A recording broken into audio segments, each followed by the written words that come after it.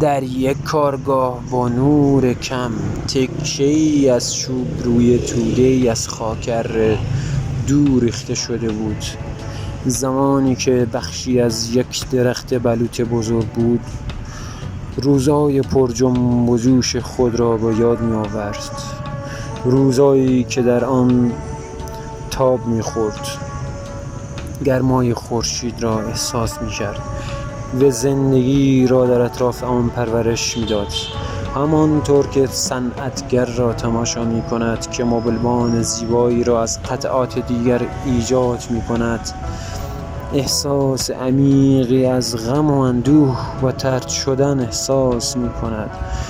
چوب به پیوندهای عمیقی که با ریشه های درختان و زندگی که داشت منعکس می کند که به شدت با تنهایی فعلیش در تضاد است.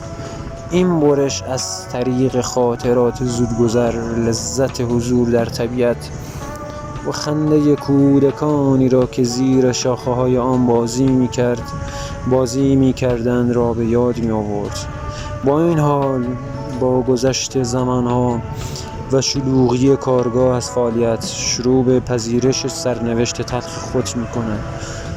چوب متوجه می شود که اگرچه ممکن است دیگر نقش برجسته‌ای در جهان نداشته باشد، اما همچنان زیبایی را در نقصای خود حفظ می کند.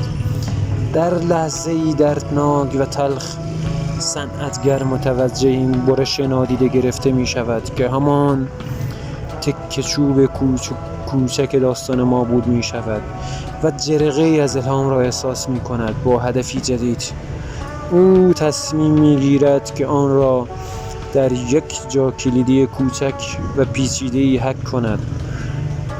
برش درخت بالاخره دوباره جای خود را پیدا می کند و زندگی کسی را شاد می کند و می فهمد که هر قطعه مهم نیست چقدر کوچک یا دور ریخته شده باشد، هنوزم می تواند ارزش خود را در دستان درست نگه دارد.